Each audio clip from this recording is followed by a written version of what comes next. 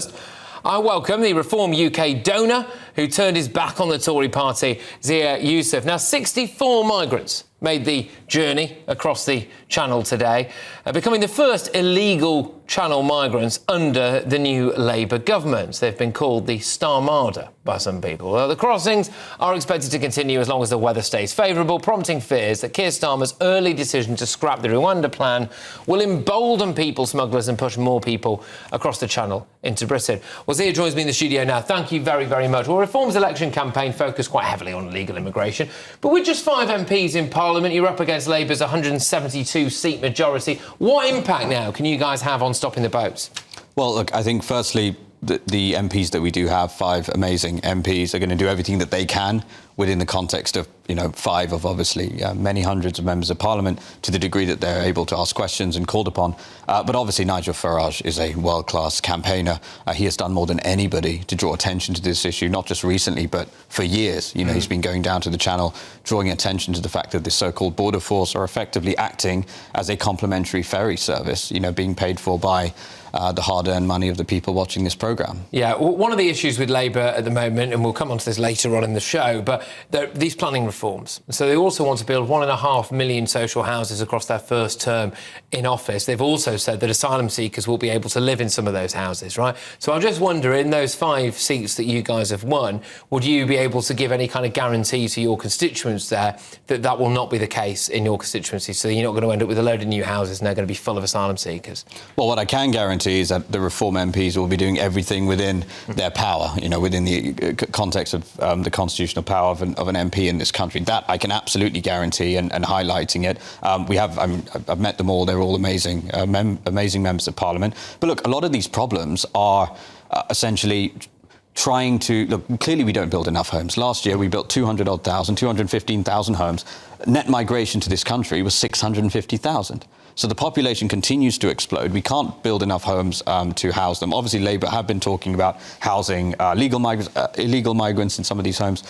These are all problems that are both a supply problem and a demand problem, right? So there's a supply issue around homes. Yes, we do need to build more homes. We've got to do that in a sensible way with the consent of local residences. But let's be clear, there's also a huge demand problem. The demand is exploding because we've lost control of our borders, because we have no coherent immigration policy. And so while Labour can talk about building more homes, but it wasn't even one of their 6 priorities to deal with migration. You can see now the boats continue to come.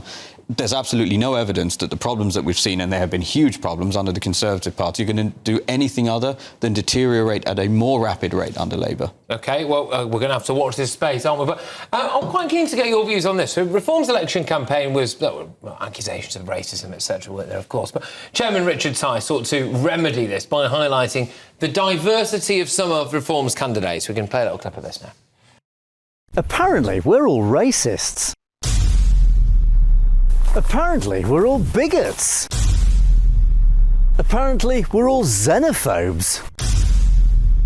Apparently, we're all far right. Apparently, we hate foreigners or people with different coloured skin. And yet...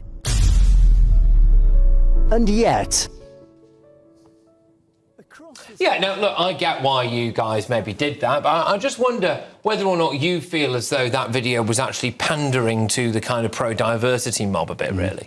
Well, look, I think we should we'd be well advised to take Martin Luther King's advice and judge people by the content of their character, not by the colour of their skin. That's my opinion. I think, look, the reality is, I can tell you, having met a lot of the candidates and people around Nigel Farage, there's people from all sorts of backgrounds, of every sort of person, and they're all great people. So that's what I'd encourage people to do. I think we've got to get away, actually, from, judging people on anything other than the merits of their argument.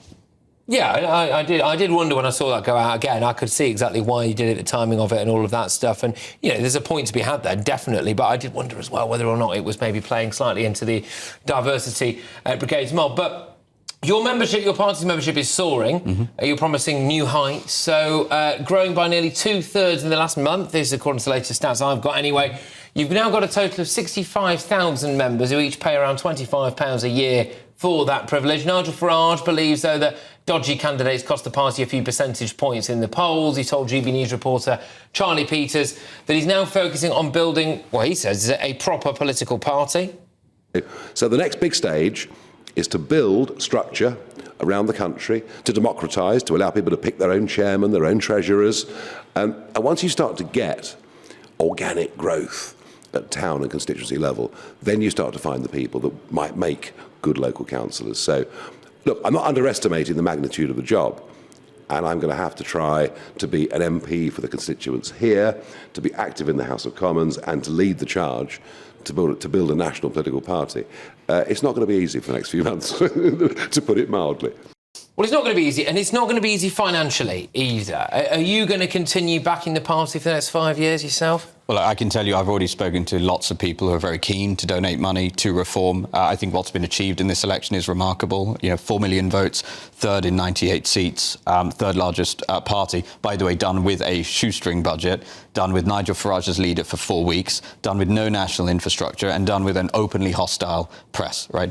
All but that last one, and now I can tell you going to be in reverse. We are building a national infrastructure. We are professionalising at rapid speed. There's a lot of people who are looking to donate money. And what I will also say to the people at home, the membership has grown dramatically in the last few days. I'd really encourage you, if you enjoy hearing from reform representatives, if you believe in the policy set and you really want to help make Britain great again, please go and join us. This is a 5-year plan to install Nigel Farage as Prime Minister in this country. I think we've got a real chance of doing that, but we're going to need everyone chipping in and helping us on that journey. So you're anticipating not just yourself, obviously, financially fortunate, well deserved, etc. But other people, other wealthy individuals to come forward and be giving reform quite well, wealthy individuals and also people who are not wealthy, right, who care deeply about their country, like the 4 million people who voted reform, like the many millions who I think are very sympathetic to the reform cause but didn't really think that there was much use in it, right, because there wasn't any chance of reform were going to form a government and perceived as not really having much chance locally. This is now changing, right? For example, in those 98 seats where we came second, right, the many seats where we came ahead of the Conservative Party, and next time around our argument will be simply that the Tories can't win here.